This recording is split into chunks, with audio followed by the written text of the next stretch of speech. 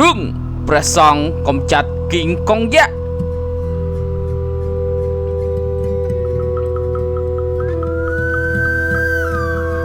នៅជើងភ្នំកុហាសវណ្ណក្នុងភូមិតូចមួយដ៏សែនស្ងប់ស្ងាត់ដែលព្រៃឈើពណ៌ខៀវខ្ចីហ៊ុំព័ទ្ធនិងមានទន្លេថ្លាល្អហូរកាត់អ្នកភូមិធ្លាប់រស់នៅប្រកបទៅដោយសុភមង្គលប៉ុន្តែសន្តិភាពនោះបានបាត់សូន្យនៅពេលដែលគីងកងយៈដ៏គួរឲ្យខ្លាចមួយក្បាលបានលេចឡើងវាមានរូបរាងធំសម្បើមកម្ពស់ប៉ុនកូនភ្នំតូចមួយរោមខ្មៅងងឹតនិងមានភ្នែកក្រហមឆេះយ៉ាងសន្ធោសន្ធៅដែលធ្វើឲ្យអ្នកណាក៏ញាប់ញ័រនិងមានភាពភ័យខ្លាចរាល់យប់វាចុះពីភ្នំបំផ្លាញចំការលួចសត្វចិញ្ចឹមនិងបន្សល់ទុកតែសំឡេងក្រហមដ៏គួរឲ្យញញឹម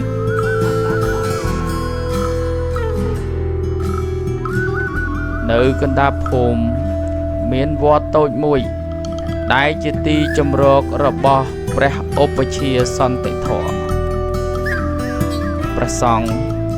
មានវ័យប្រមាណជា30ឆ្នាំមានភ្នែកស្រទន់និងស្នាមញញឹមទន់ភ្លន់ទោះបីអាយុមិនច្រើនប៉ុន្មានក៏ដោយប៉ុន្តែចិត្តរបស់ទ្រង់ហាក់ដូចជាមិនអាចរំកើបានដោយភាពភ័យខ្លាចឬទុក្ខសោកនោះទេ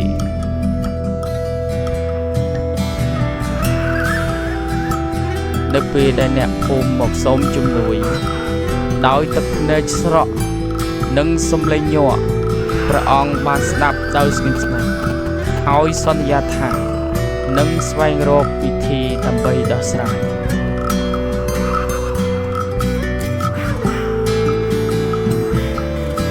នៅថ្ងៃទី1ព្រះឧបជាសន្តិធម៌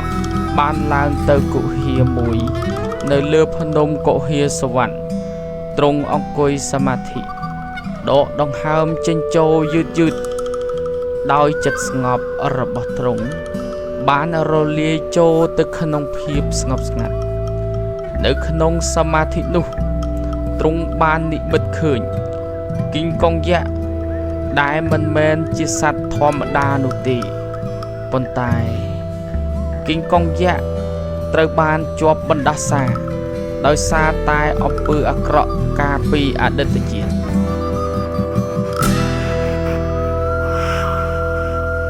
វាធ្លាប់ជាមនុស្សម្នាក់ដែលពោពេញទៅដោយលោភៈនិងភាពឃោរឃៅ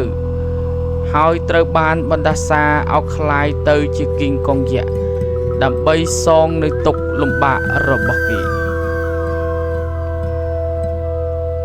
នៅក្នុងនិមិត្តនោះបានបង្ហាញថាកម្លាំងរាងកាយមិនអាចកម្ចាត់គីងកុងបានទេប៉ុន្តែមានតែមេត្តាធម៌និងប្រាជ្ញាទេទើបអាចរំដោះទុក្ខបានព្រះអង្គ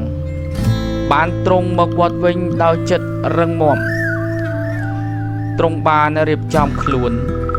ដោយយកតែស្បង់ដង្វាយឈើនិងព្រះគម្ពីរធម៌មួយតែប៉ុណ្ណោះ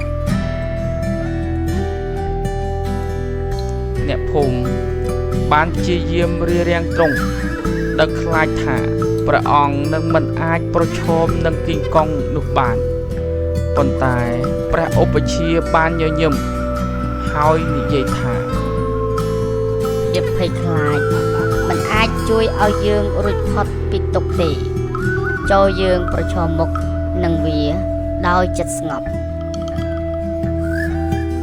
នៅថ្ងៃទី2ព្រះឧបជាបានដើរចូលទៅក្នុងព្រៃជ្រៅដែលជាទីជម្រករបស់គីងកងយៈពន្លឺព្រះអាទិត្យស្លឹកឈើខ្ចីបានឆ្លុះចាំងតាមស្លឹកឈើប៉ុន្តែខ្យល់បានបក់យ៉ាងខ្លាំងហាក់បីដូចជាប្រមានអំពីគ្រោះមហន្តរាយ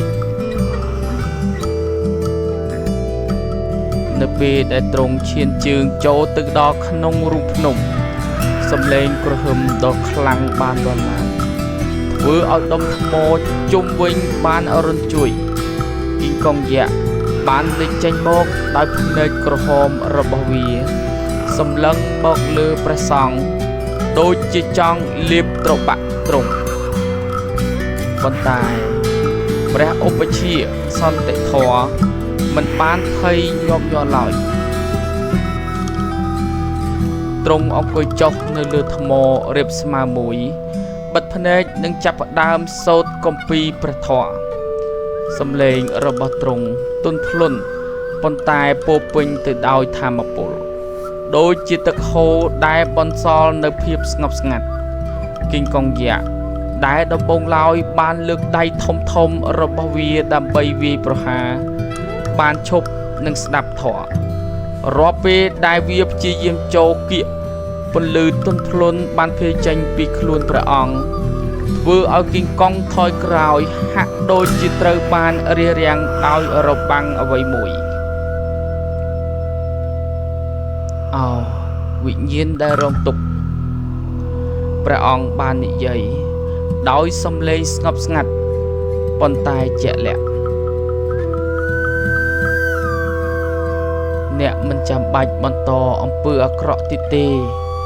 ចូលស្ដាប់ធម៌ហើយរំដោះខ្លួនចេញពីទុក្ខវេទនានេះគីងកុងបានក្រហមតិចតិចប៉ុន្តែវាមិនបានវាយប្រហារនោះទេវាហាក់បីដូចជាកំពុងស្ដាប់ទោះបីជាចិត្តរបស់វានៅតែពោពេញទៅដោយភ្លើងកំហឹងក៏ដោយ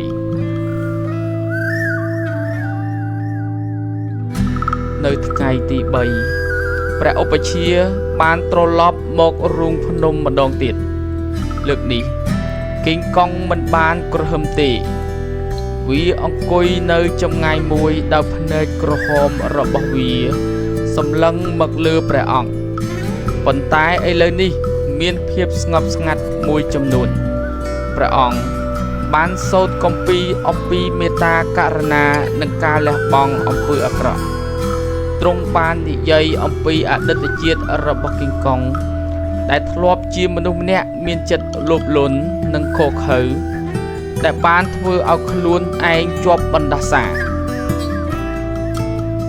អ្នកធ្លាប់ជាមនុស្ស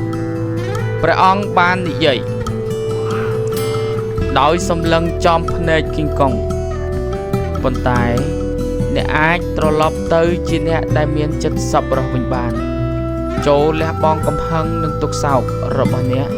ហើយស្វែងរកសន្តិភាពគីងកុងបានស្រក់ទឹកភ្នែកដ៏ធំធំបានហូរចុះតាមពណ៌ខ្មៅរបស់វាហើយសំឡេងក្រហមបានប្រែទៅជាសំឡេងស្រែកយំខ្ញុំបានធ្វើអំពើអាក្រក់ជាច្រើនវាបាននិយាយដោយសំឡេងញ័រខ្ញុំសូមអភ័យទោសតើខ្ញុំអាចរំដោះខ្លួនបានដោយរបៀបណាព្រះឧបជាបានញញឹមហើយយកទឹកមុនមកប្រោសលើខ្លួនគីងកុងទ្រង់បានធ្វើពិធីបួសដោយសូត្រគម្ពីរដែលសម្អាតចិត្តរបស់វានៅពេលនោះពន្លឺដ៏ភ្លឺចាំងបានភាយចេញពីខ្លួនគីងកុងរាងកាយដ៏ធំសម្បើមរបស់វា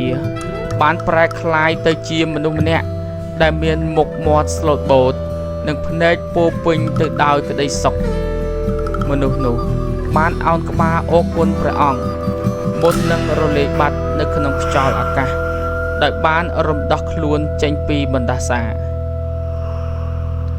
នៅពេលព្រះឧបជាសន្តិធម៌ត្រឡប់មកភូមិវិញអ្នកភូមិបានរត់មកស្វាគមន៍ទ្រង់ដោយភ្នែកភ្លឺរលោងនិងភាពរីករាយពួកគេបានអរគុណទ្រង់ដែលបាននាំមកនូវសន្តិភាពជាថ្មីសម្រាប់ភូមិដើម្បីជាការរំលឹកដល់មេត្តាធម៌និងប្រាជ្ញារបស់ព្រះអង្គអ្នកភូមិ